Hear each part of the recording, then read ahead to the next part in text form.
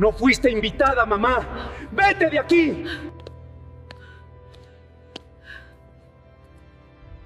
Eran las 11:17 de la mañana de un sábado cuando mi hijo se plantó frente a las puertas de la iglesia. Me miró directamente a los ojos delante de 230 personas y me dijo: «No fuiste invitada, mamá. Vete de aquí». No discutí, no imploré. Me quedé un instante mirándole esa cara que yo había besado miles de veces, bajé la cabeza despacio y me fui. Lo que Rodrigo no supo entonces era que en menos de 4 horas su vida entera iba a cambiar, y la mía también, para siempre. Todavía recuerdo cada detalle de ese momento con una precisión que me asusta. El sol de octubre golpeaba fuerte sobre las escalinatas blancas de piedra. Podía sentir el calor de los escalones a través de las suelas finas de mis zapatos negros, los únicos que tenía buenos para una ocasión así. Olía a flores, rosas blancas y azucenas, decenas de ellas, adornando cada rincón de la entrada. Un olor que desde ese día no puedo soportar. Y había un silencio extraño, de esos que pesan, porque 230 personas contenían la respiración al mismo tiempo. Podía sentir sus miradas como agujas en la espalda mientras me alejaba por ese camino de adoquines, con la cartera apretada contra el pecho y las manos tan frías que parecían de mármol. ¿Sabes qué fue lo más difícil de todo? No fue el insulto, fue escuchar a mis espaldas cómo alguien soltaba una risita nerviosa y luego otra. Y luego el murmullo volvía, y la música comenzaba de nuevo, y la vida seguía ahí dentro como si yo no existiera. Me senté en un banco de madera frente a una pequeña plaza, a 3 calles de la iglesia. No sé cuánto tiempo estuve ahí. El sol me daba en la cara y yo no me movía. Tenía la mente en blanco, de esa forma que solo ocurre cuando el dolor es demasiado grande para procesarlo de golpe. Pero para entender cómo llegué a ese banco, necesito contarte algo. Necesito que sepas quién es Patricia Morales. No la mujer humillada del banco, la mujer de verdad. Me llamo Patricia. Tengo 61 años. Nací en un pueblo pequeño de Castilla, de esos donde todo el mundo se conoce y los secretos no duran más de una semana. Soy la hija mayor de una familia sin grandes recursos, pero con una dignidad que mi madre me grabó a fuego desde que era niña. Patricia, me decía mientras me trenzaba el pelo antes de la escuela, una mujer puede perderlo todo menos su dignidad. Eso no se toca. Me casé con Ernesto Varela con 23 años. Él tenía 26. Era un hombre serio, trabajador, de pocas palabras pero de hechos concretos. No era romántico como los de las películas, pero nunca nos faltó nada. Y sobre todo, nunca nos faltó el respeto mutuo. Tuvimos a Rodrigo 4 años después de casarnos. Fue un parto complicado. Estuve 18 horas en esa sala, y cuando me pusieron a ese bebé en los brazos, pensé que el corazón se me iba a salir del pecho. Rodrigo era todo. Lo fue desde el primer segundo. Lo que nadie te dice cuando tienes un hijo es que el amor de madre no tiene condiciones, pero tampoco tiene límites. Y eso puede ser lo más hermoso y lo más peligroso del mundo al mismo tiempo. Yo lo amaba sin condiciones. Y eso, con el tiempo, me hizo ciega ante cosas que no debí ignorar. Ernesto murió hace 3 años. Un infarto fulminante, sin avisar, un miércoles a las 7 de la mañana cuando bajaba a buscar el pan. Así, sin más. 34 años juntos y de repente, nada. El hueco que deja una persona que amaste toda la vida no se describe. Es físico. Te duele en el pecho, en los brazos, en los oídos, cuando el silencio de la casa se vuelve demasiado ruidoso. Rodrigo me llamó esa tarde. Lloró. Yo también. Nos abrazamos en el tanatorio y por un momento pensé que la tragedia nos había unido de una forma que no habíamos tenido nunca antes. Rodrigo y yo siempre habíamos tenido una relación funcional, afectuosa, pero con distancias que yo nunca supe exactamente de dónde venían. Pensé que perder a su padre lo cambiaba, que nos acercaba, pero me equivocaba. Y lo que no sabía entonces era que algo estaba ocurriendo en las sombras, algo que llevaría meses sin que yo me diera cuenta. Déjame reformularlo. Rodrigo no cambió el día que murió Ernesto. Rodrigo llevaba tiempo cambiando y yo me había negado a verlo. 3 meses después del funeral, me llamó para contarme que tenía novia. Se llamaba Valeria. «Es especial, mamá», me dijo con una voz que no le había escuchado en años. «Creo que es la definitiva». Me alegré. De verdad, pensé que la vida continuaba, que Rodrigo merecía ser feliz, que quizás esta mujer le haría bien. La conocí 6 semanas más tarde, en un restaurante del centro que costaba más por plato de lo que yo ganaba en 3 días. Rodrigo llegó con traje nuevo, de esos que se notan que son caros, aunque uno no entienda de marcas. Valeria llegó con un abrigo color camel que debía valer varios meses de mi pensión. Era guapa, de eso no hay duda. Alta, perfecta, con una sonrisa entrenada. Me saludó con 2 besos que no llegaron a tocar mis mejillas y durante toda la cena me habló mirando apenas a la altura de mi frente, como si yo fuera parte del paisaje. ¿Sabes qué noté esa noche? Que Rodrigo nunca me miró directamente a los ojos, en 2 horas de cena. Pero ya hablaré de eso. Antes de seguir, quiero pedirte algo. Si llegaste hasta aquí, es porque algo de esta historia te tocó. Verifica si ya estás suscrito al canal y dale a me gusta si puedes. Y cuéntame en los comentarios, ¿desde qué parte del mundo estás escuchando mi historia? Me hace mucho bien saber que no estoy sola. La segunda vez que vi a Valeria fue en casa de Rodrigo. Me invitó a cenar un domingo. Llegué con una fuente de croquetas que había hecho desde cero, con la receta de mi madre, porque no sé llegar a ningún sitio con las manos vacías. Valeria miró la fuente con una sonrisa que no era sonrisa y dijo: «¡Qué detalle, Patricia! Aunque aquí solemos cenar más, ligero». Y la dejó en la encimera de la cocina sin abrirla. Rodrigo no dijo nada. Esa noche, mientras fregaba los platos que nadie me pidió fregar, pero yo fregar porque no sabía qué otra cosa hacer con las manos, escuché a Valeria hablar en voz baja desde el salón. No escuché todo, solo una frase. Una frase que en ese momento decidí no darle importancia, y que ahora, mientras te lo cuento, me parece una señal que debí haber tomado mucho más en serio. Dijo: «Tu madre es de otro mundo, Rodrigo». Y él se rió. Eso fue hace 11 meses. Y en esos 11 meses ocurrieron cosas que yo no supe leer. Pero tú sí vas a poder leerlas, porque yo te las voy a contar una por una. Y al final vas a entender por qué ese sábado, sentada en ese banco de madera frente a una plaza vacía, lo peor todavía no había llegado. Lo peor llegó cuando volví a la iglesia. 11 meses. Eso es lo que duró el noviazgo de Rodrigo y Valeria antes de que él me llamara para decirme que iban a casarse. Era un martes por la noche, las 21:38. Yo estaba sentada en el sofá con una taza de manzanilla que ya se había enfriado y un programa de televisión que no estaba viendo realmente. La lámpara del rincón daba esa luz amarilla y tibia que siempre me ha gustado, la que hace que la sala parezca más acogedora de lo que a veces se siente cuando estás sola. El teléfono vibró y vi el nombre de mi hijo en la pantalla. Sonreí antes de contestar. Todavía hacía eso entonces, sonreír cuando llamaba a Rodrigo. «Mamá, tengo una noticia». Su voz sonaba extraña, no emocionada, extraña. Valeria y yo nos casamos en octubre, el día 18. Me quedé un momento en silencio, no de sorpresa, sino de esa forma en que el corazón necesita un segundo para procesar algo que la mente ya está calculando. Pensé en lo rápido que habían ido las cosas, en que apenas había compartido 5 o 6 cenas con Valeria, en que no sabía casi nada de ella más allá de lo que Rodrigo contaba cuando le venía en gana. «Rodrigo, qué alegría», le dije, y lo decía de verdad. Un hijo que forma una familia es una alegría. Eso lo creía entonces y lo sigo creyendo ahora. ¿Cuándo me contáis los detalles? ¿Cuándo quedamos para...? «Ya te avisaremos», me cortó, y colgó. 3 palabras. «Ya te avisaremos». No una fecha para vernos, no una pregunta sobre cómo estaba, no un «te queremos ahí, mamá».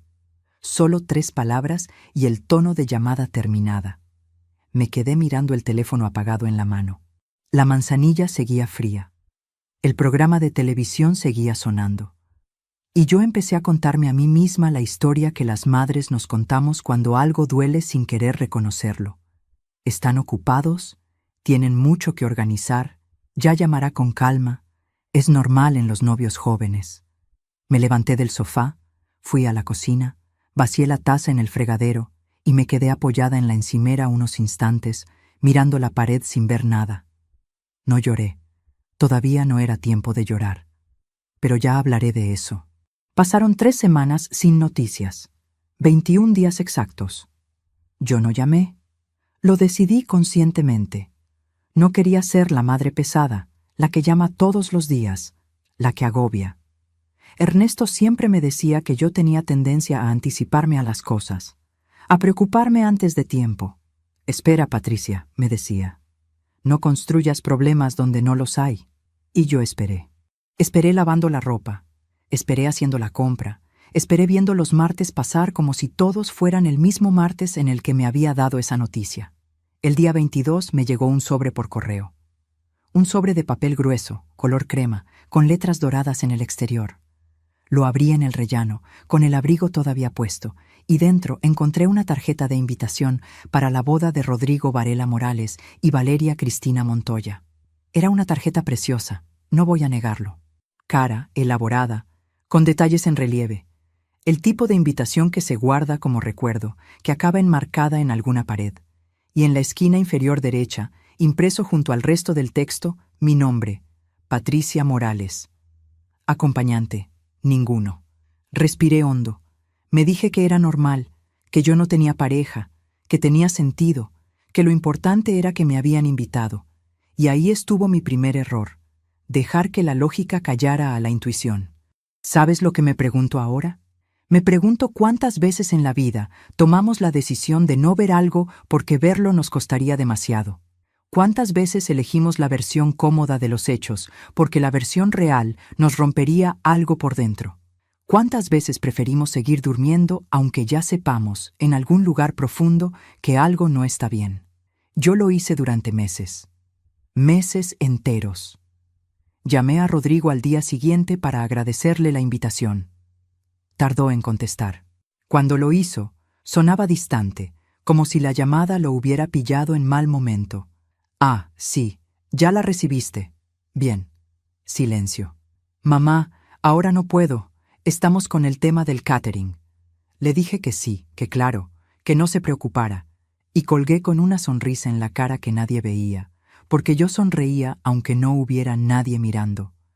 Es una costumbre que me quedó de cuando Ernesto vivía. Él decía que yo sonreía, incluso hablando por teléfono, y que eso se notaba en la voz. Me gustaba que lo notara. Me gustaba que me conociera tan bien. Pero esa vez, en cuanto colgué, la sonrisa desapareció sola. Déjame reformularlo. Rodrigo no estaba distante por el catering. Rodrigo llevaba semanas construyendo una distancia que yo no quería reconocer. Y Valeria era arquitecta de esa distancia, aunque yo tardara meses en entenderlo.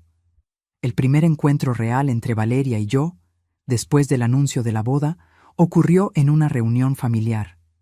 La madre de Rodrigo. Eso soy yo. Lo digo porque Valeria ese día pareció olvidarlo. Llegué a las 2 de la tarde al restaurante donde habían reservado, con mi vestido azul marino, el que me había comprado para la comunión de la hija de mi vecina el año anterior. No era lujoso, pero estaba bien. Limpio, planchado, con cuidado. Me había arreglado el pelo y me había puesto los pendientes de perlas que Ernesto me regaló el día de nuestro aniversario de plata. Valeria llevaba un conjunto de 2 piezas color blanco roto, que gritaba dinero desde 50 metros. Llevaba el pelo recogido con uno de esos peinados que parecen sencillos y cuestan una fortuna. Y cuando me vio llegar, me dio un abrazo que duró exactamente 1 segundo y medio, y luego me dijo, con esa sonrisa suya tan perfecta: Patricia, qué bien que pudiste venir. Que pudiste venir. Como si mi presencia fuera opcional, como si yo fuera una invitada secundaria en la vida de mi propio hijo. Y Rodrigo, a su lado, sonrió, sin decir nada.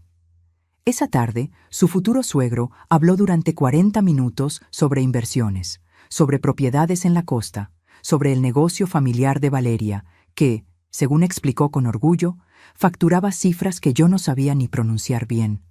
Me preguntaron dónde vivía. Les dije que en el piso de siempre, el que Ernesto y yo compramos de jóvenes. «¡Qué encanto!», dijo la madre de Valeria, con ese tono que no es admiración, sino condescendencia disfrazada. «¡Qué tradición!», y siguió hablando como si mi respuesta hubiera sido solo un paréntesis breve en su monólogo.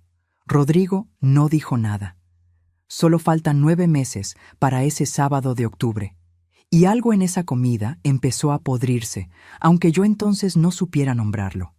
A veces confiamos demasiado en quienes no lo merecen. ¿A ti también te ha decepcionado a alguien a quien amabas con todo? Escríbelo en los comentarios. Quiero leerte. Quiero saber que no soy la única que ha pasado por esto.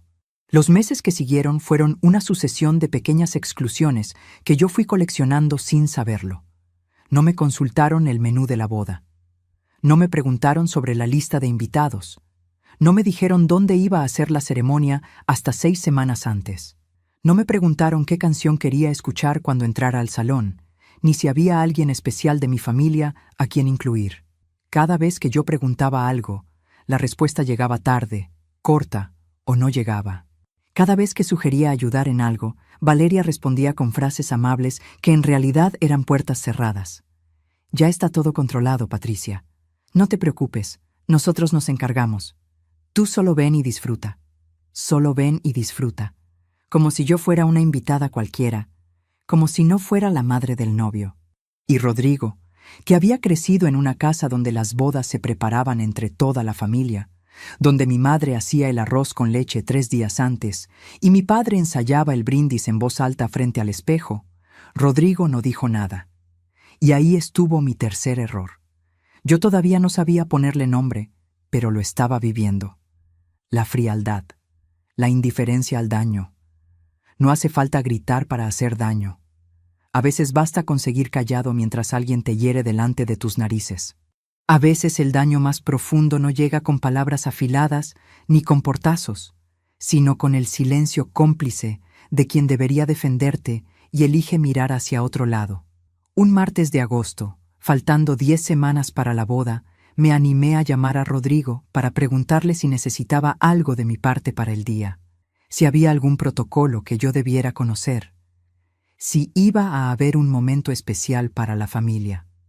Lo pregunté con cuidado, buscando las palabras justas para no parecer entrometida. Quería ser útil sin molestar, quería estar presente sin invadir. Quería que él supiera que lo amaba, aunque ya no supiera muy bien cómo demostrárselo sin que sonara a queja. Hubo un silencio largo, y luego Rodrigo dijo algo que debió haberme detenido en seco, algo que debía haber tomado como la señal definitiva. Dijo: «Mamá, este es nuestro día, no compliques las cosas». Yo no estaba complicando nada, solo estaba preguntando, pero lo que no sabía entonces era que esa frase no era de Rodrigo. Esa frase tenía otro origen, y lo descubrí de la manera más devastadora posible. Pero eso todavía no había llegado. Todavía faltaban 10 semanas. Todavía yo seguía creyendo que el amor de un hijo es irrompible. Todavía creía que el día de esa boda yo estaría allí, en primera fila, con los ojos húmedos y el corazón lleno. Todavía no sabía lo que me esperaba al volver a esa iglesia. Faltaban 8 semanas para la boda, cuando ocurrió algo que debía haber tomado como una señal imposible de ignorar. Era un viernes por la tarde, las 17:23, y yo estaba en la cocina preparando una sopa de verduras. El olor del caldo llenaba el piso entero, ese olor que Ernesto decía que era el mejor del mundo, mejor que cualquier restaurante caro. Era uno de esos olores que te recuerdan que hay vida en una casa, que alguien está dentro, que alguien cuida. Estaba picando el apio cuando sonó el teléfono. Era Rodrigo. Contesté enseguida, como siempre. «Mamá, necesito pedirte algo». Su voz sonaba tensa, apresurada. «La boda va a tener un código de vestimenta, formal, colores neutros, nada llamativo». Hizo una pausa. «Valeria quiere que todo el mundo vaya coordinado».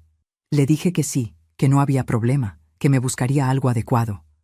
«Bien», dijo, y antes de colgar añadió: «Y mamá, nada de bolsos grandes. Que no desentone, que no desentone, yo, la madre del novio, que no desentone en la boda de mi hijo. Colgué el teléfono y me quedé mirando el caldo que hervía en el fuego. Las verduras subían y bajaban despacio. Pensé en cuántas veces había cocinado esa misma sopa. Primero para Ernesto, luego para Rodrigo cuando era pequeño y tenía fiebre, luego solo para mí. Pensé en todo lo que ese olor representaba. Y me pregunté, por primera vez en voz alta, aunque estaba sola en esa cocina, ¿qué está pasando con mi hijo? Pero me respondí sola, como llevaba meses haciendo. Es la tensión de la boda. Es Valeria, que es muy detallista. Es normal que los novios estén nerviosos. Y seguí picando el apio. Ese fue mi segundo error, confundir sumisión con comprensión. Las semanas que siguieron fueron una cuenta atrás que yo viví con una mezcla extraña de ilusión y angustia. Ilusión porque era la boda de mi hijo. Angustia porque cada pequeña interacción dejaba un pozo amargo que yo me apresuraba a lavar antes de que se asentara. Compré un vestido gris perla en una tienda del centro, discreto, elegante, exactamente lo que me habían pedido. Me probé 4 antes de decidirme por ese, todos grises, todos neutros, todos diseñados para no molestar. Me costó más de lo que debía gastar ese mes, pero lo hice, porque quería hacer las cosas bien, porque quería que Rodrigo estuviera orgulloso. ¿Sabes qué no ocurrió en ningún momento de esas semanas? Que Rodrigo me llamara para preguntarme cómo estaba. No una vez. Ni una sola llamada que no tuviera que ver con instrucciones, con logística, con cosas que yo debía o no debía hacer. En 38 días, mi hijo no me preguntó ni una vez cómo estaba durmiendo, si echaba de menos a su padre, si necesitaba algo. Ernesto llevaba 3 años muerto, y yo seguía aprendiendo a vivir sola. Seguía descubriendo qué hacer con los domingos sin ruido, con la cama demasiado grande, con el silencio que ocupa los huecos donde antes había otra persona. Pero Rodrigo no lo sabía porque Rodrigo no preguntaba. Déjame reformularlo. Rodrigo sí lo sabía. Lo que ocurría es que alguien le había convencido de que no era su problema. 4 semanas antes de la boda me llegó un mensaje de texto. No era de Rodrigo. Era de un número que no tenía guardado. Solo decía: Señora Patricia, soy la coordinadora de la boda de Rodrigo y Valeria. Le mandamos el programa del día para que sepa a qué hora debe llegar y dónde debe sentarse. ¿A qué hora debe llegar y dónde debe sentarse? Me mandaban el programa como a cualquier invitado. No había ninguna mención a un papel especial. Nada sobre el protocolo de entrada. Nada sobre si acompañaría a Rodrigo en algún momento. Solo un horario y un número de asiento. Una coordinadora de eventos, una desconocida, me estaba diciendo cuál era mi lugar en la boda de mi propio hijo. Abrí el documento adjunto. Me habían asignado el asiento número 47. Fila 8. Ni siquiera en las primeras filas. Fila 8. Entre los compañeros de trabajo de Valeria y los conocidos de la familia de ella. Me senté en la silla de la cocina y estuve un buen rato sin moverme. El teléfono todavía en la mano. El documento todavía en la pantalla. Fila 8. Lo leí 3 veces, como si en alguna de las lecturas los números fueran a cambiar. Respiré profundamente, dispuesta a llamar a Rodrigo para preguntarle con calma si había algún malentendido, para decirle con palabras tranquilas que quizás la coordinadora se había equivocado, para darle la oportunidad de corregirlo. Pero antes de que marcara su número, me llegó otro mensaje. Esta vez sí era de Rodrigo. Solo decía: ¿recibiste el programa? Sin signos de interrogación, sin emoticono, sin nada. Le dije que sí, que lo había recibido, y le pregunté, con todo el cuidado del mundo, si el asiento de la fila 8 era correcto o si había sido un error. Tardó 40 minutos en responder. 40 minutos exactos, porque yo estuve mirando el teléfono sin soltarlo. No lo dejé en la mesa, ni fui a hacer otra cosa. Me quedé sentada en esa silla, con el teléfono en la mano, contando los minutos como si al llegar a 40 todo fuera a tener una explicación razonable. Y cuando por fin contestó, el mensaje tenía 4 palabras. Es lo que hay. Es lo que hay. 4 palabras. De mi hijo. Para decirme que en su boda yo valía una fila 8, y aún así no me rendí. ¿Sabes por qué? Porque soy madre. Y las madres aguantamos cosas que no debemos aguantar porque el amor nos hace creer que al otro lado siempre hay una explicación. Siempre hay un es que está pasando algo que justifica lo injustificable. Porque rendirnos significaría admitir que la persona a la que hemos dedicado la vida ha decidido tratarnos como a un extraño. Solo faltaban 28 días, y yo seguía sin ver lo que tenía delante. La semana siguiente intenté acercarme a Rodrigo de una manera diferente. No por teléfono, en persona. Le propuse que comiéramos juntos, solos, como hacíamos antes de que Valeria apareciera en su vida. Esos almuerzos de los domingos donde él me contaba sus cosas y yo le contaba las mías y pedíamos siempre el mismo postre, aunque luego dijéramos que era demasiado. Me dijo que no tenía tiempo, que estaban con los preparativos, que quizás después de la boda. Le dije que claro, que sin problema, que ya buscaríamos un momento.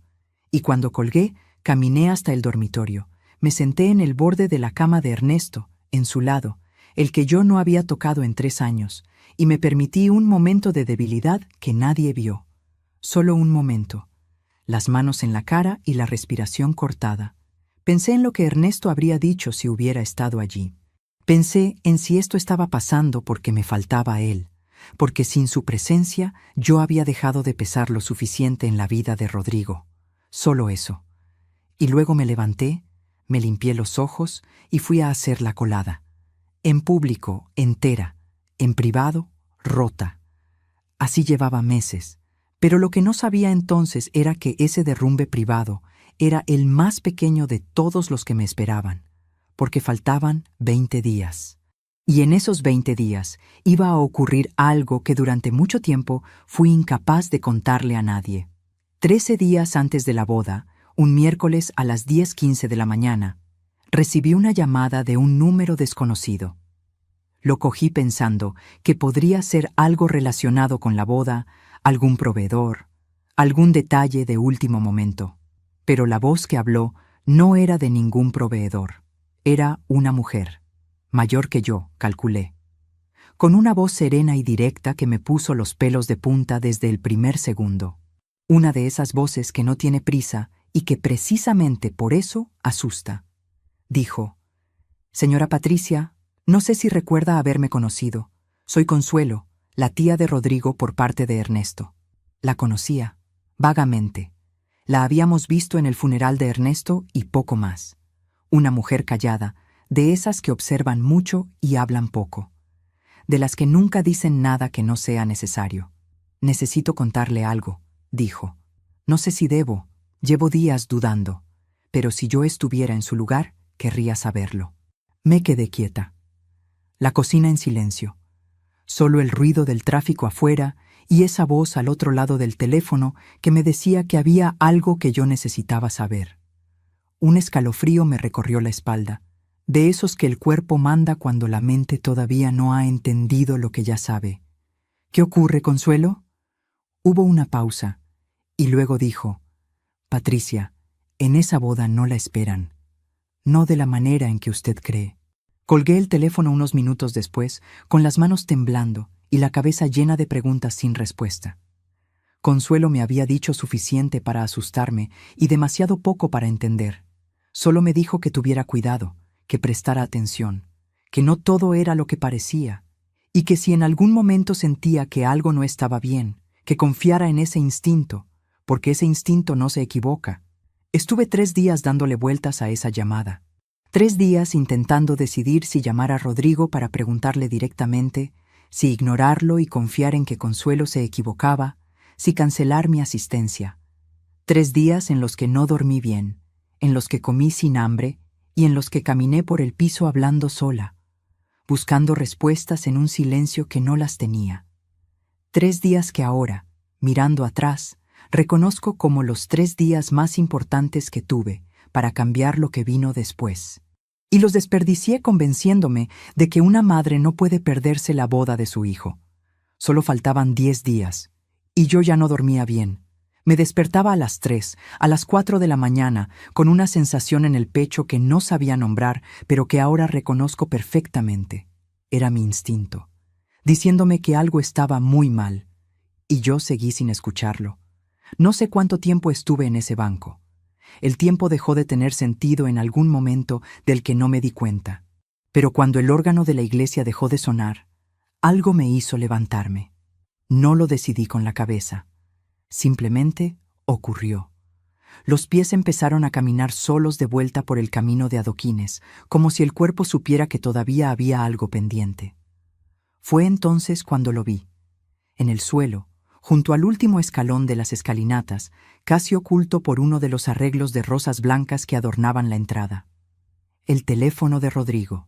Debía haberse caído durante el momento en que nos enfrentamos, sin que ninguno de los dos lo notáramos en medio de todo. Lo recogí sin pensar. Lo sostuve en la palma de la mano, y la pantalla seguía encendida. El teléfono de Rodrigo pesaba en mis manos como si fuera de piedra. El nombre de Ernesto seguía ahí, en letras pequeñas sobre fondo blanco, como si el mundo hubiera decidido burlarse de mí de la manera más cruel posible. Me pregunté si alguien podía ver desde afuera la expresión de mi cara en ese momento. Espero que no. Leí el mensaje despacio. 1 vez, 2 veces, 3. Decía: Hijo, hoy es tu día. Haz lo que tienes que hacer. Ella no forma parte de tu nueva vida. Ya es hora. Me quedé paralizada. Las piernas no respondían. La explanada silenciosa, el sol de octubre, el órgano que seguía sonando al otro lado de la pared de piedra, todo siguió igual. Todo siguió funcionando como si nada. El mundo no se detiene cuando a ti se te rompe algo por dentro. Esa es una de las crueldades más silenciosas que existe. Y yo allí de pie con ese teléfono en la mano y ese mensaje en los ojos que no conseguía procesar. Ernesto llevaba 3 años muerto. 3 años, 2 meses y 14 días. Y alguien había enviado ese mensaje desde su número esa misma mañana, a las 8:47 de la mañana de ese sábado, 2 horas antes de que Rodrigo me mirara a los ojos en esas escalinatas y me dijera que me fuera. ¿Sabes qué fue lo primero que pensé? No pensé en quién lo había enviado. No pensé en el cómo ni en el por qué. Lo primero que pensé fue en Rodrigo.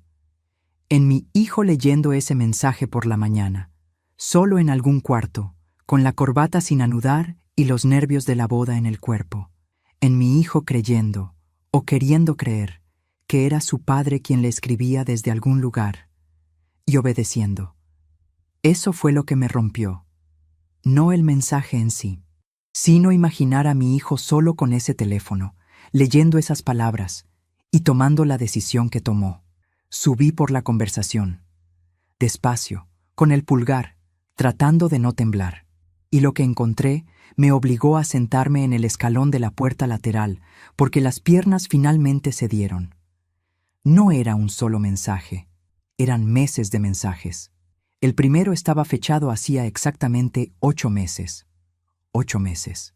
2 semanas después de que Rodrigo me llamara para anunciarme la boda con esa voz extraña, sin emoción, sin calidez. El mensaje decía: Rodrigo, tu madre es una mujer del pasado. Valeria es tu futuro. No dejes que nadie enturbie lo que estás construyendo. Seguí subiendo. Los mensajes llegaban cada 10 días, cada 2 semanas, siempre firmados como Ernesto, siempre en el mismo tono. Sereno, paternal, convincente. El tono exacto que Ernesto usaba cuando quería que Rodrigo hiciera algo. Como si alguien hubiera estudiado a mi marido.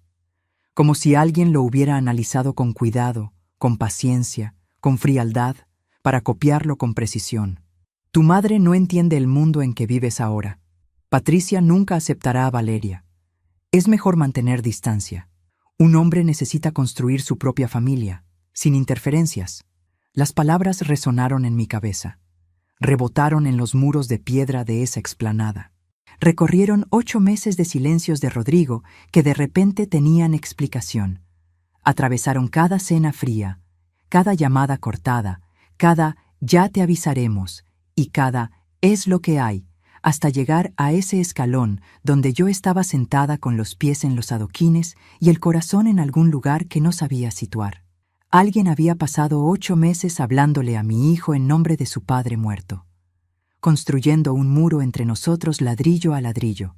mensaje a mensaje, semana a semana. Y Rodrigo había creído cada palabra. Déjame reformularlo. Rodrigo había querido creer cada palabra, porque cuando pierdes a tu padre y alguien te ofrece su voz de vuelta, aunque sea falsa, aunque sea imposible, la necesidad puede más que la razón. El duelo tiene esas grietas, esos huecos oscuros por los que se puede colar cualquier cosa que prometa alivio. Y alguien lo sabía. Alguien conocía exactamente esa grieta en mi hijo y la había usado sin ningún escrúpulo, sin ningún remordimiento. Con toda la premeditación del mundo, seguí leyendo. Busqué el principio de la conversación. El mensaje más antiguo estaba fechado hace 11 meses, 3 semanas antes de que Rodrigo me llamara por primera vez para presentarme a Valeria. Era el más corto de todos. Solo decía: Rodrigo, hay alguien que quiero que conozcas. Se llama Valeria. Cuídala. Me quedé mirando esa frase durante mucho tiempo. El sol me daba en la cara y yo no lo sentía. Alguien no había aparecido en la vida de mi hijo por casualidad. Alguien había sido introducida, dirigida, colocada allí con un propósito que yo tardé meses en entender y que todavía, sentada en ese escalón, no terminaba de asimilar en su totalidad. Todo el noviazgo, toda la boda, todo el alejamiento sistemático, piezas de un mismo tablero que alguien había movido con una paciencia que me helaba la sangre. ¿Sabes qué es lo que más duele en estas situaciones? No es el engaño en sí. Es el trabajo que alguien puso en ese engaño, el tiempo, la paciencia, la frialdad que se necesita para planificar el daño durante meses y ejecutarlo con precisión. Eso no es un impulso. Eso es una decisión tomada con calma y sostenida en el tiempo. Y eso dice algo sobre la persona que lo hizo que va mucho más allá de la crueldad de un momento. Dice que para esa persona yo no era un obstáculo que se encontró por el camino. Era un objetivo. Guardé el teléfono en el bolso. Me levanté del escalón. Volví a la explanada y me quedé de pie, con la espalda contra la pared de piedra fría, escuchando el órgano al otro lado. La ceremonia seguía. Los votos se estaban diciendo. Rodrigo estaba en ese altar creyendo que su padre le había dado la bendición para estar allí, para casarse con esa mujer, para alejarse de mí. Y yo tenía el teléfono en el bolso que lo demostraba todo. Tomé la decisión en ese momento. No de entrar, no de interrumpir. Eso no lo habría hecho nunca. Una boda es sagrada aunque te hayan herido. Eso me lo enseñó mi madre y no lo iba a olvidar en un escalón. Pero tomé otra decisión, una que iba a requerir paciencia, una que iba a requerir exactamente el mismo tipo de calma fría que alguien había usado contra mí durante meses. Porque si querían guerra, iban a encontrar a alguien que también sabía esperar. Iba a dejar que la ceremonia terminara, iba a dejar que la gente saliera y se dispersara. Y entonces iba a entrar a esa iglesia vacía y iba a esperar a mi hijo. Mañana sería demasiado tarde. Tenía que ser ese día. Me alejé de la explanada y caminé de vuelta a la plaza del banco de madera. Me senté. Saqué el teléfono del bolso, el mío, y busqué el número de Consuelo, la tía de Rodrigo que me había llamado 13 días antes con esa voz seria y directa, la que me había dicho que tuviera cuidado, la que sabía algo que yo todavía no sabía del todo. Contestó al primer tono, como si hubiera estado esperando. Consuelo, dije, necesito que me cuentes todo. Hubo una pausa larga, y luego ella respiró hondo y dijo, Patricia, ¿dónde estás ahora mismo? Le dije que estaba en la plaza, que no había podido entrar a la boda, que Rodrigo me había echado, que había encontrado el teléfono, que había leído los mensajes. Otro silencio, más largo que el anterior. De esos silencios que no son vacíos, sino que están llenos de cosas que alguien está decidiendo si decir. Y luego Consuelo dijo algo que me hizo cerrar los ojos. Entonces ya sabes parte de la verdad, pero solo parte. ¿Solo parte? Los mensajes. 8 meses de mensajes. La introducción de Valeria. El plan sistemático para alejarme de mi hijo. ¿Eso no era la verdad completa? ¿Qué más hay, Consuelo? Patricia, dijo ella despacio, como alguien que está eligiendo cada palabra con mucho cuidado. ¿Sabes quién tiene el teléfono de Ernesto? No lo sabía, nunca lo había pensado. Después de que Ernesto murió, yo misma había guardado sus cosas, su ropa, sus libros, sus objetos. Pero el teléfono de Ernesto. Yo lo había puesto en una caja con otras pertenencias suyas y lo había guardado en el armario del pasillo. Seguía allí. Estaba segura de que seguía allí. El teléfono está en casa, Consuelo. En el armario. Pausa. ¿Estás segura? Me quedé helada en el banco. El sol de octubre de repente no calentaba nada. La paloma que paseaba antes por los adoquines había desaparecido. La plaza estaba vacía y silenciosa, y yo sentía el frío de la piedra del banco a través del vestido gris perla. Ese vestido que había comprado para no desentonar. Ese vestido que había elegido para que no hubiera problemas. Menuda ironía. Vuelve a casa cuando puedas, dijo Consuelo. Y mira en ese armario antes de hablar con Rodrigo. Necesitas saberlo todo antes de enfrentarte a él. Colgué. Me levanté del banco. Caminé deprisa hacia la parada del autobús. Ya no pensaba en la boda, en el órgano, en los 230 invitados, en el vestido de diseñador.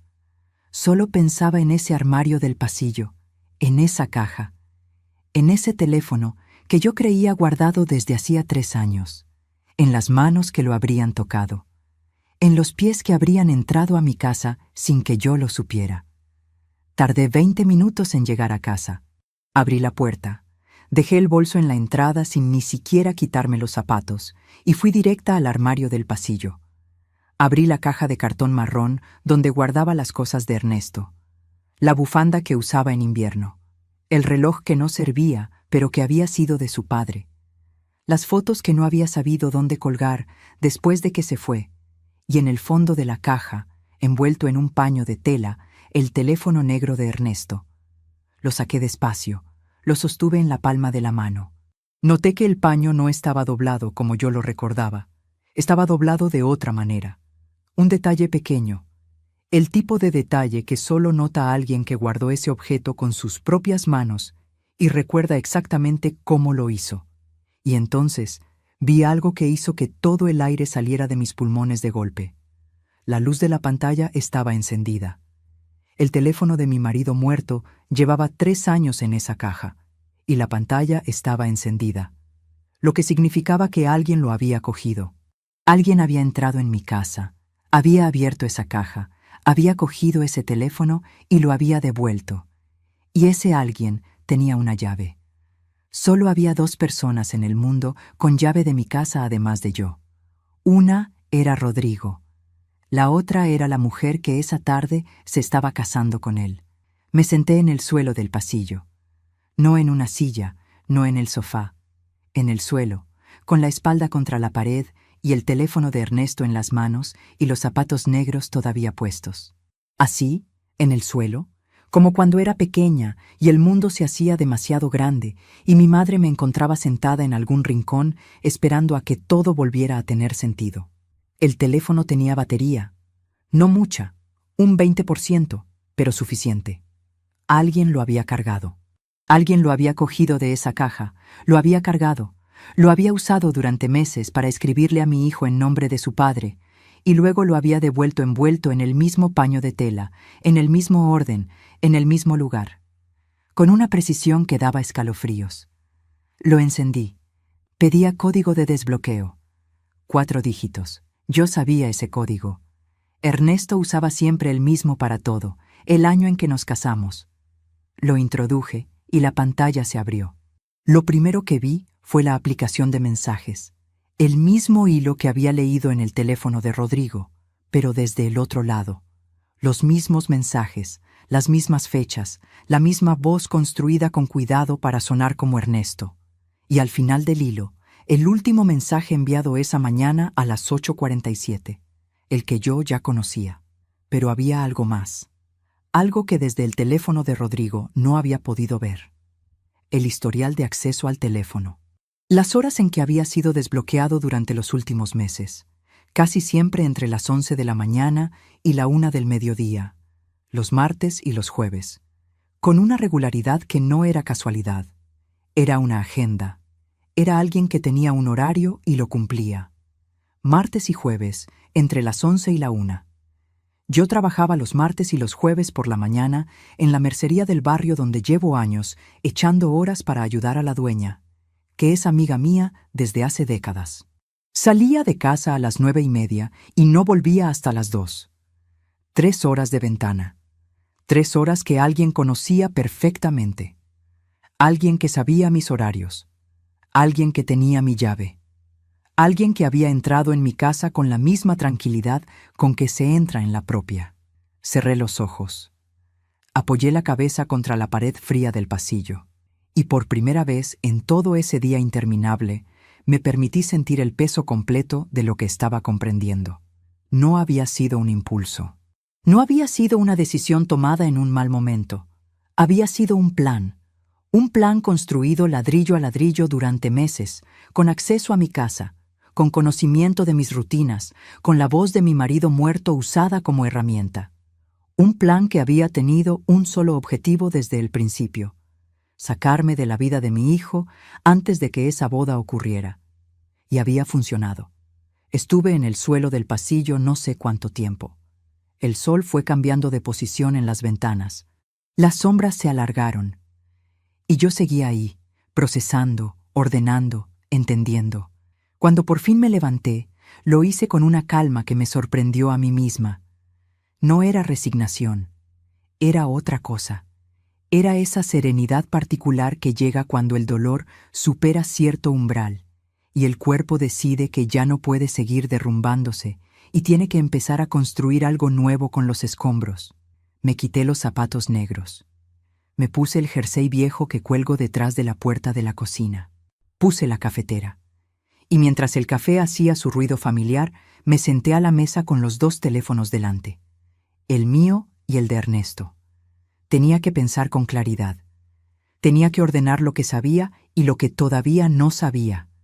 Tenía que decidir qué hacer con esa información y cuándo y cómo. Lo que sabía: alguien con llave de mi casa había cogido el teléfono de Ernesto. Lo había usado durante 8 meses para manipular a mi hijo y lo había devuelto. Las 2 personas con llave eran Rodrigo y Valeria, a quien Rodrigo le habría dado una copia en algún momento de su relación. Lo que no sabía todavía era el porqué. El móvil detrás de todo aquello. Porque alejarme de Rodrigo era el resultado, pero no era suficiente explicación. La gente no construye planes de 8 meses sin una razón que vaya más allá de no querer a la suegra en las reuniones familiares. Había algo más. Lo sentía con la misma certeza con que se siente el frío antes de que empiece a llover. Llamé a Consuelo. Eran las 4:17 de la tarde. La boda en ese momento estaría en el banquete, entre brindis y fotos y el ruido de gente feliz que no sabe lo que yo sé. Encontré el teléfono, le dije cuando contestó. Estaba en la caja. Alguien lo había cargado. Consuelo no se sorprendió. Eso me dijo algo. ¿Sabías lo del teléfono?, le pregunté. Lo sospeché, dijo. Hay cosas que cuando las ves desde fuera tienen una forma que no puede ser coincidencia. Rodrigo cambió demasiado rápido y demasiado completamente. Eso no ocurre solo. ¿Y por qué no me lo dijiste antes? ¿Por qué esperaste hasta 13 días antes de la boda?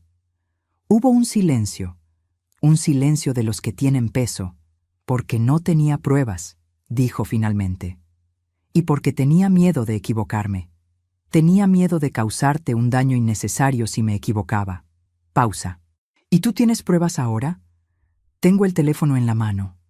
Otro silencio. Y luego Consuelo dijo algo que hasta ese momento yo no había considerado. Patricia, el teléfono solo te dice que alguien lo usó, no te dice quién. Tenía razón. Las 2 personas con llave eran Rodrigo y Valeria. Rodrigo podría haber cogido el teléfono de su padre movido por el dolor, por la necesidad, por algo que yo podía entender, aunque me destrozara. Valeria era la otra opción. Y eran opciones completamente distintas en sus consecuencias. Hay algo más que debes saber, dijo Consuelo. algo que descubrí hace 3 semanas y que también me ha costado mucho decidir si contarte. Me levanté de la silla. Me apoyé en la encimera de la cocina. El café se había enfriado sin que lo tocara. «Cuéntame». «El piso de Ernesto», dijo Consuelo. «El piso donde vivís tú ahora. ¿Sabes en nombre de quién está escriturado?» No entendí la pregunta al principio. «En el mío y en el de Ernesto. Lo compramos juntos hace 30 años. Cuando él murió pasó a mi nombre, supongo. No revisé los papeles, la verdad». «¿No los revisaste?»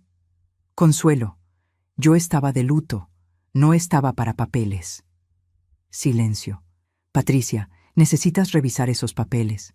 Esta semana, antes de hablar con Rodrigo, antes de hacer nada más». Me quedé fría. El jersey viejo de repente no abrigaba nada. «¿Qué hay en esos papeles, Consuelo?» «No lo sé con certeza», dijo. Y en su voz había algo que me indicó que mentía piadosamente, que sí lo sabía o lo sospechaba y que no quería ser ella quien me lo dijera. Pero hay cosas que Ernesto hizo en los últimos meses antes de morir que nadie en la familia entendió del todo. Movimientos, decisiones, cosas que en su momento atribuimos al cansancio, a la preocupación por el negocio, pero que ahora, con todo esto, tienen otra forma. Colgué el teléfono con cuidado. Lo dejé sobre la mesa junto al de Ernesto. Y me quedé de pie en la cocina, con los pies fríos en el suelo de baldosa, mirando por la ventana el cielo de octubre que se estaba volviendo naranja. Ernesto. Ernesto que murió hace 3 años de un infarto en el rellano cuando bajaba a buscar el pan. Ernesto que en los últimos meses, antes de morir, estaba raro, callado, preocupado, pero que siempre que yo le preguntaba me decía que era el trabajo, que era el cansancio, que no era nada. Ernesto que no me dejó carta, no me dejó explicaciones, no me dijo nada de lo que tuviera en la cabeza en esos meses finales. ¿O sí? Me fui derecha al dormitorio. Abrí el cajón de la mesilla de noche de Ernesto, el que no había abierto en 3 años, porque no había podido, el que seguía siendo suyo, aunque él ya no estuviera. Lo abrí despacio, como si al otro lado pudiera encontrar algo que me sorprendiera, y metí la mano dentro.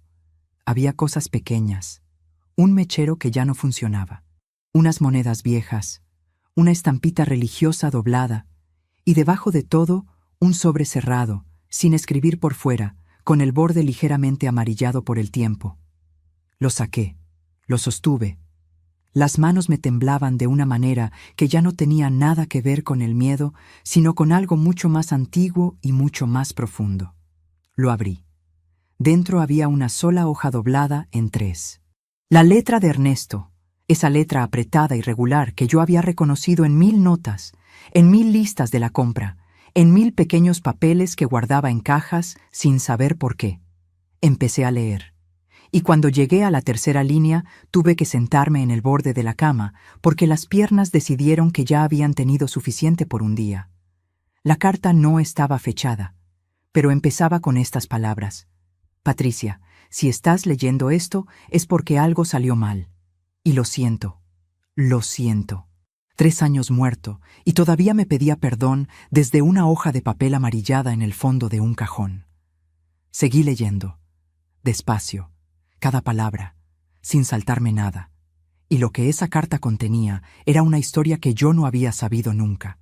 Una historia que había ocurrido en paralelo a la mía durante años, silenciosa, escondida, hasta que Ernesto decidió en algún momento escribirla en un papel y meterla en ese cajón por si acaso lo que acababa de ocurrirme a mí.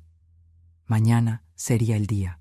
Mañana Rodrigo volvería del viaje de novios con Valeria, o llamaría, o aparecería en algún momento, y yo ya sabía lo que iba a decirle.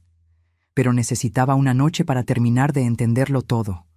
Una noche entera con esa carta y con esos teléfonos y con los papeles del piso que iba a revisar, aunque me costara el alma abrirlos. Una noche para preparar la conversación más importante de mi vida. Esa noche no dormí. No lo intenté siquiera. Me senté a la mesa de la cocina con la carta de Ernesto desplegada delante de mí, el teléfono de él a la izquierda, el mío a la derecha, y una taza de café que volví a dejar enfriar sin tocar. La luz de la cocina zumbaba levemente, ese sonido bajo y constante que de noche se vuelve más audible. Y yo leí esa carta 4 veces de principio a fin, hasta que la letra apretada de Ernesto se me grabó en los ojos como si fuera mía. Ernesto lo sabía. No todo. No los mensajes desde su teléfono, eso era imposible, porque cuando escribió esa carta todavía estaba vivo. Pero sabía otras cosas. Cosas que había descubierto meses antes de morir y que había cargado en silencio porque Ernesto era así, de esos hombres que protegen a los suyos, guardándose el peso para ellos solos, sin entender que a veces el peso compartido es más ligero que el peso solo. La carta explicaba que un año antes de su muerte, Ernesto había descubierto que el piso donde vivíamos tenía un problema legal. Un problema que venía de mucho antes, de cuando lo compramos, de un error en la escritura que nunca habíamos detectado porque nunca habíamos tenido razón para revisarla. Un error que en su momento era irrelevante, pero que con los años y con ciertos cambios en la legislación se había convertido en una grieta que alguien podía explotar. Alguien lo había explotado. Ernesto escribía con esa economía de palabras que lo caracterizaba, sin adornos, sin rodeos. Decía que había consultado a un abogado, que el abogado le había explicado que si él moría sin corregir ese error notarial, la titularidad del piso quedaba en una situación ambigua que podía ser impugnada, que había intentado arreglarlo, pero que los trámites eran complicados y los tiempos del notario largos, que tenía intención de resolverlo antes de que fuera necesario, que esperaba no tener que usar nunca ese cajón, pero no llegó a tiempo. Un infarto fulminante un miércoles a las 7 de la mañana, cuando bajaba a buscar el pan, sin avisar, sin tiempo para el notario, para los trámites, para cerrar esa grieta que había dejado abierta, y alguien sabía que esa grieta existía. Eso era lo que Consuelo me había intentado decir sin decirlo del todo. Eso era lo que había en esos papeles que yo nunca había revisado. El piso donde yo vivía, donde había vivido toda mi vida adulta, donde habían crecido Rodrigo, donde Ernesto había muerto, ese piso tenía una situación legal que lo dejaba expuesto, y si alguien conseguía que yo lo abandonara voluntariamente, o que Rodrigo como heredero tomara ciertas decisiones, esa grieta podía convertirse en una puerta. Me levanté de la silla, caminé hasta el salón, me quedé de pie frente a las fotos que cuelgan en la pared de la entrada, las de siempre, las de toda la vida. Rodrigo recién nacido, Rodrigo en su primera comunión, Ernesto y yo en nuestra boda, jóvenes, serios, con esa solemnidad que tienen las fotos antiguas, la familia que habíamos construido ladrillo a ladrillo durante décadas. Y alguien había decidido que eso tenía un precio. Volví a la cocina. Busqué en el cajón donde guardo los papeles importantes, ese cajón que todo el mundo tiene y que nadie quiere abrir porque dentro siempre hay algo que requiere atención y tiempo y energía que en ese momento no tenemos. Lo abrí. Busqué las escrituras del piso. Las encontré en el fondo, dentro de una carpeta azul que Ernesto había rotulado con su letra en un trozo de cinta adhesiva.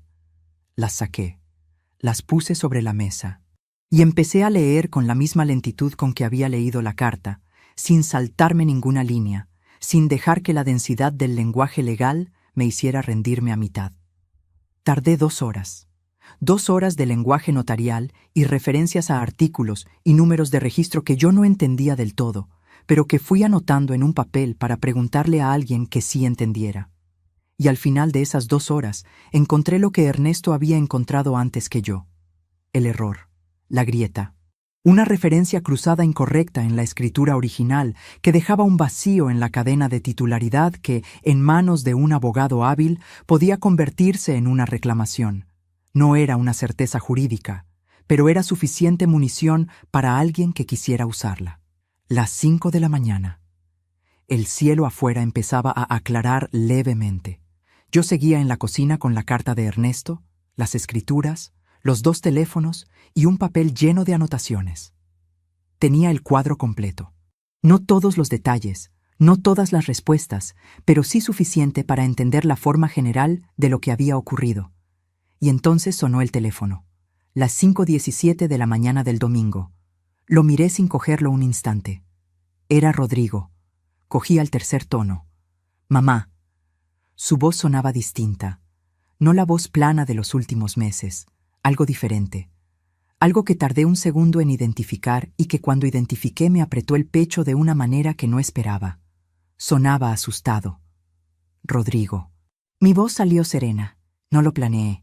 Fue natural, de esa forma en que algunas cosas salen cuando llevas horas preparándote para un momento sin saber que te estás preparando. Mamá, perdí el teléfono en la iglesia. ¿Lo tienes tú? Silencio breve. Solo un segundo. Sí, dije. Lo tengo. Otro silencio. Más largo.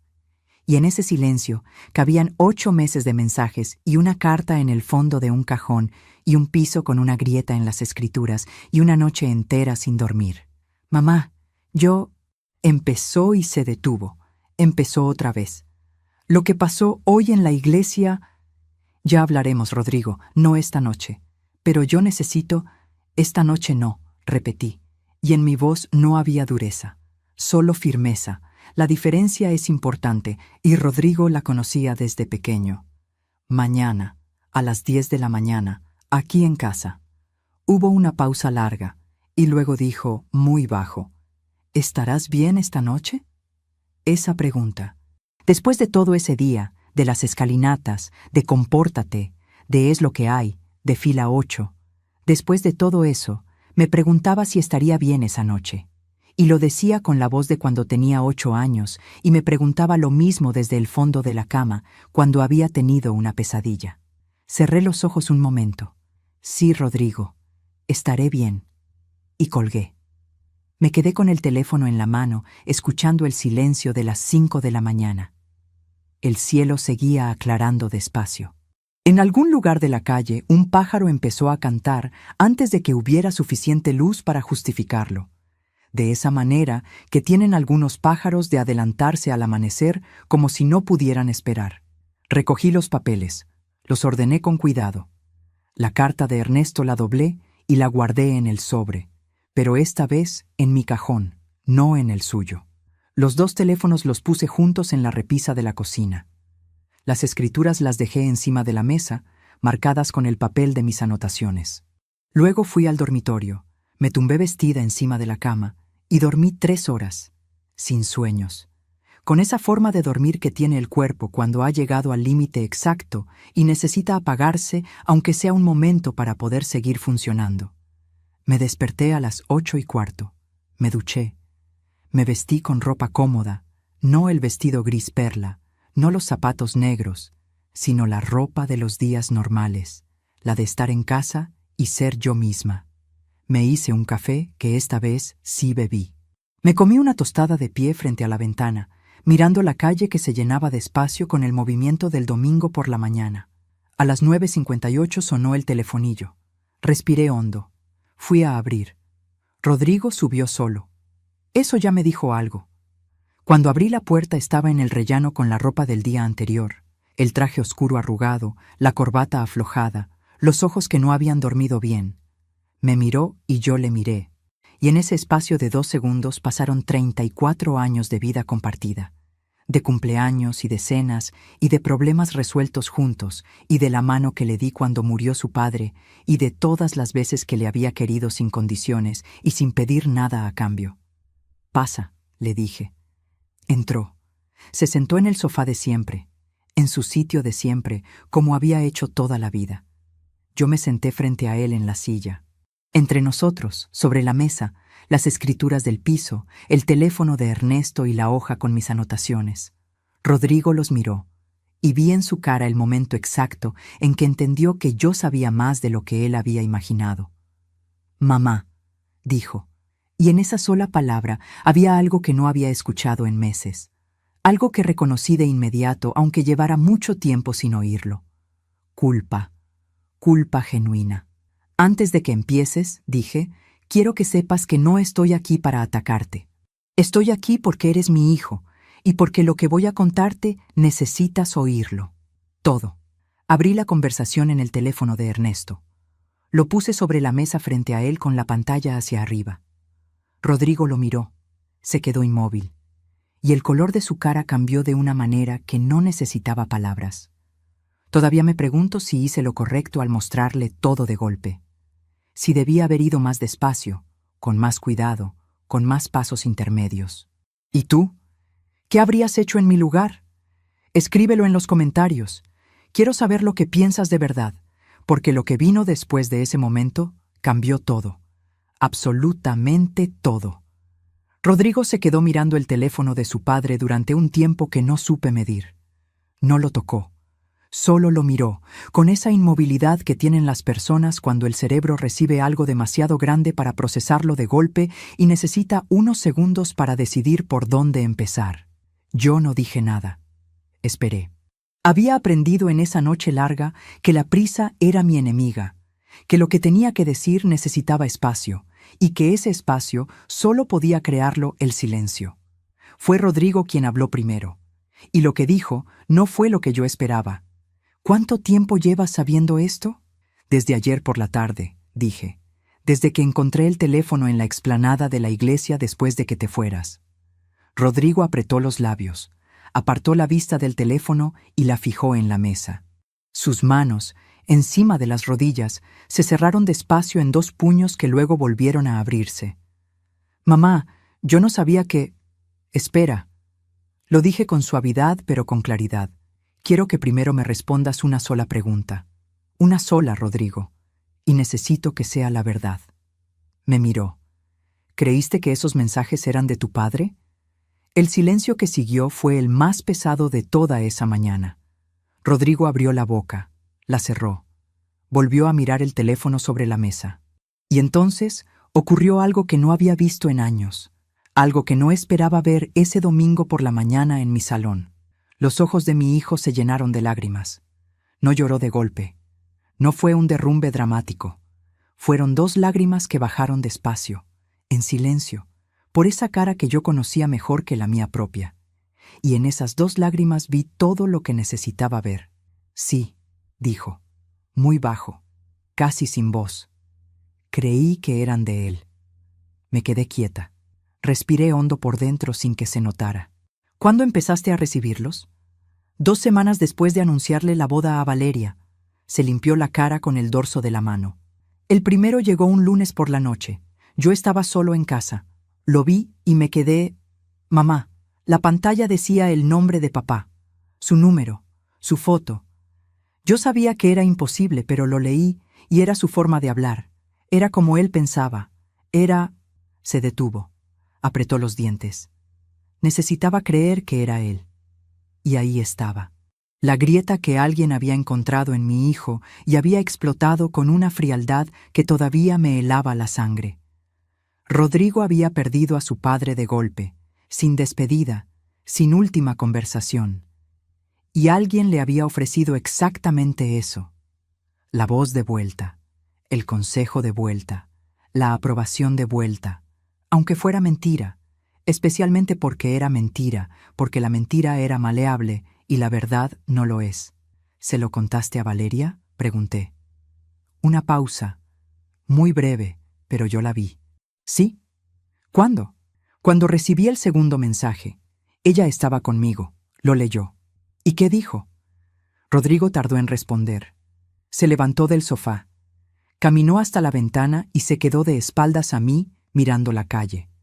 Las manos en los bolsillos, los hombros caídos hacia adelante de una manera que me recordó exactamente a cómo se ponía de niño cuando había hecho algo que sabía que estaba mal. Dijo que quizás era una señal, que quizás papá estaba intentando comunicarse de alguna forma. Pausa. Que debía escucharle. Las palabras resonaron en el salón. Rebotaron en las paredes donde colgaban las fotos de 30 años. Recorrieron el pasillo por donde Ernesto había caminado miles de veces, y llegaron hasta mí con todo su peso. Alguien había estado presente cuando llegó el segundo mensaje.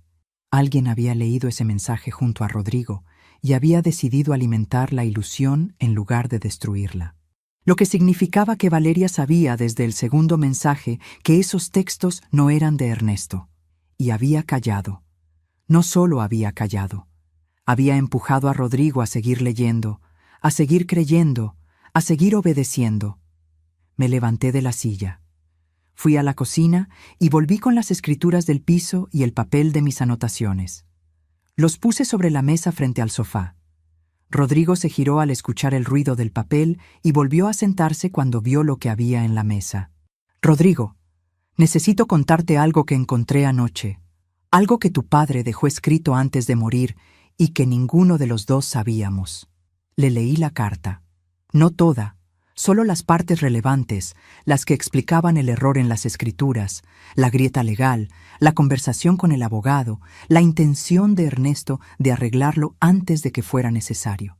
Rodrigo escuchó sin interrumpir, con los codos en las rodillas y la cabeza ligeramente inclinada, esa postura que tenía desde niño cuando estaba procesando algo serio. Cuando terminé, hubo un silencio largo.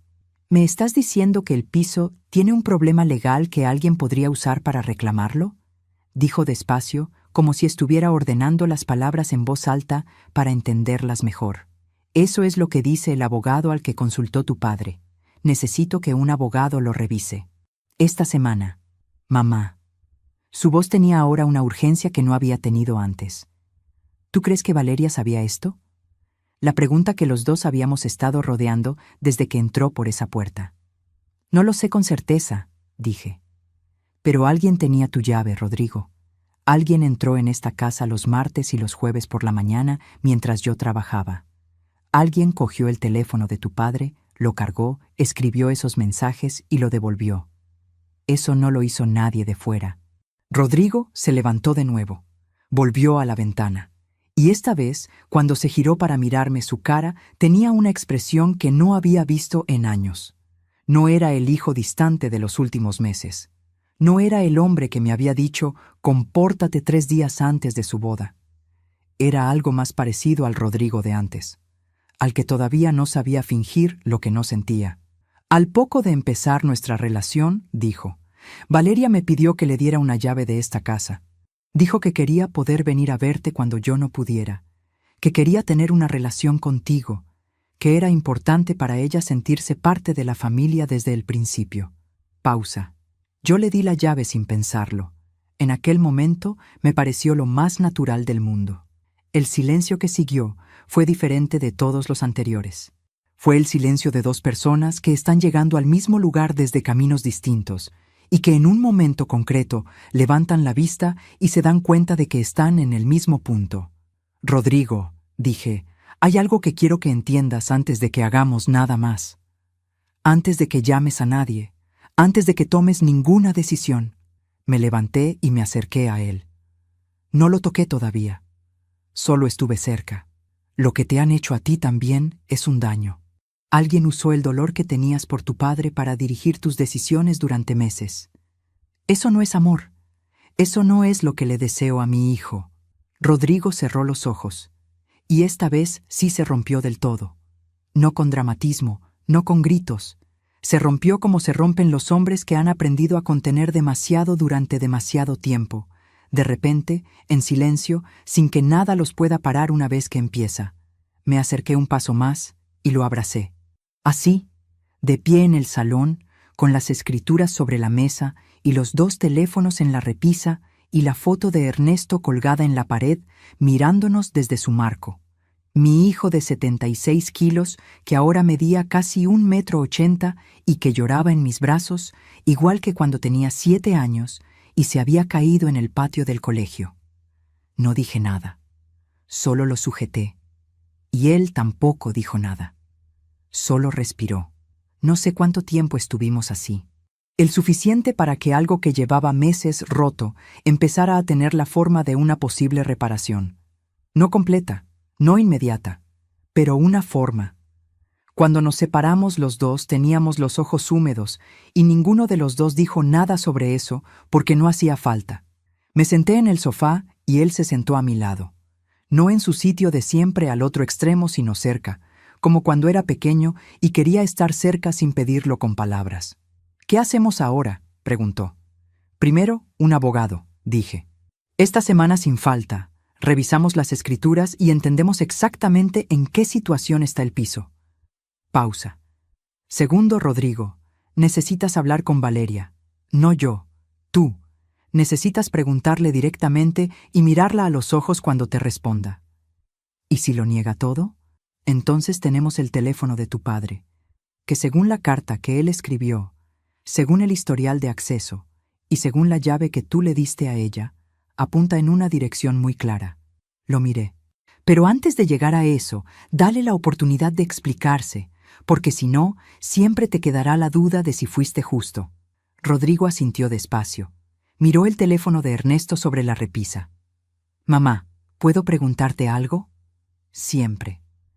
¿Cómo pudiste estar tan tranquila anoche? Después de todo lo que pasó en la iglesia, después de encontrar esto, después de la carta de papá, ¿cómo no te derrumbaste? Me quedé un momento pensando en la respuesta honesta.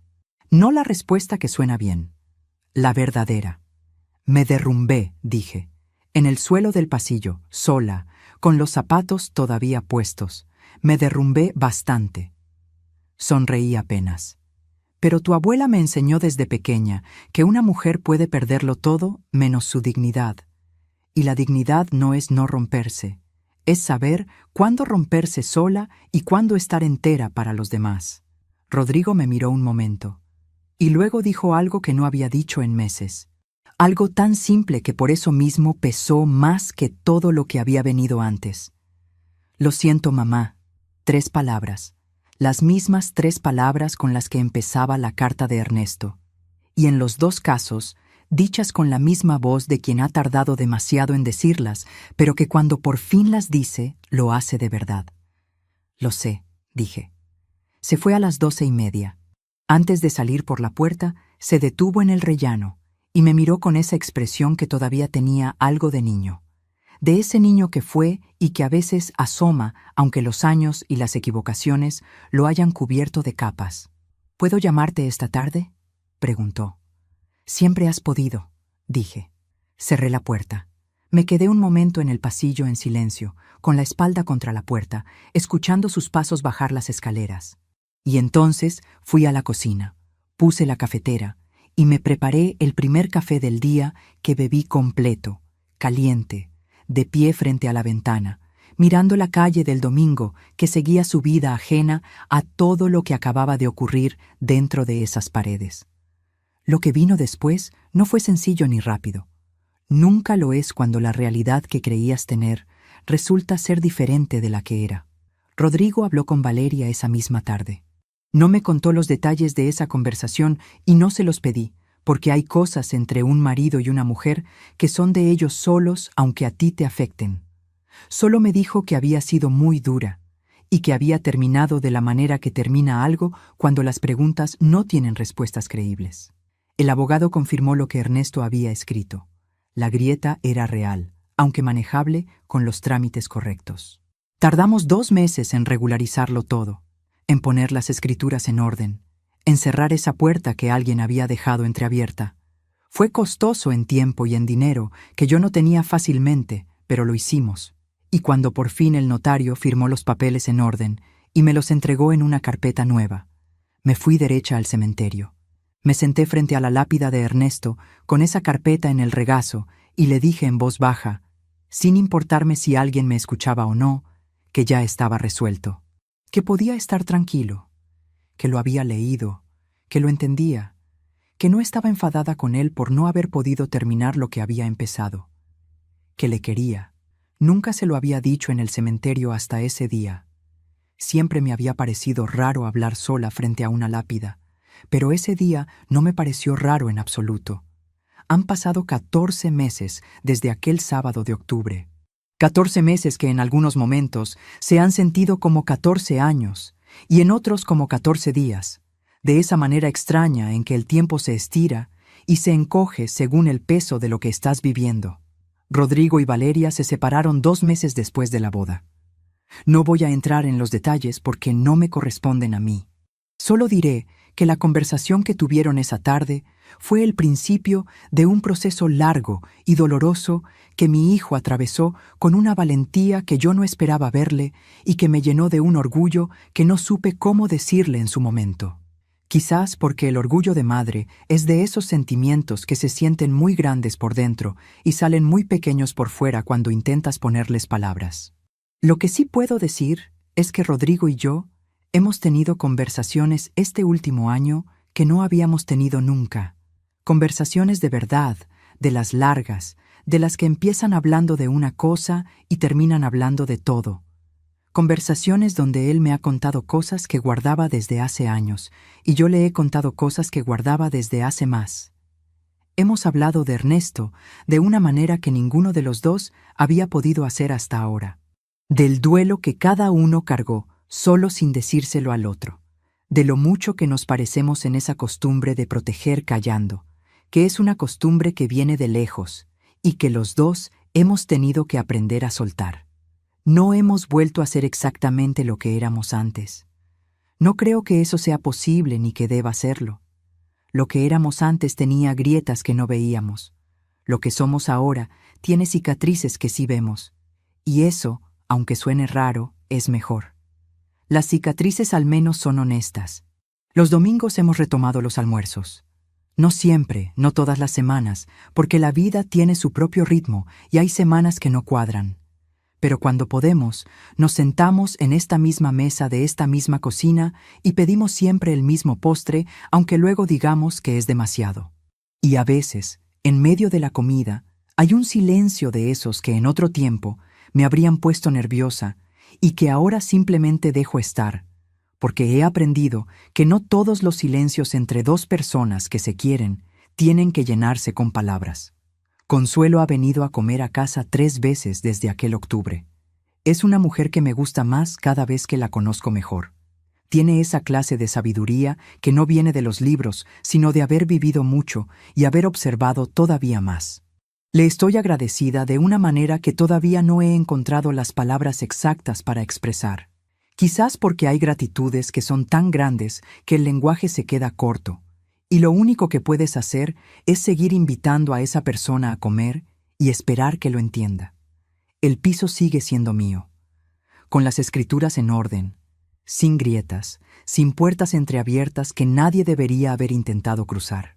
Cuando el notario me entregó los papeles firmados y los sostuve en las manos, pensé en Ernesto, en lo mucho que se habría aliviado si hubiera podido saber que estaba resuelto, en lo injusto que es que no pudiera saberlo.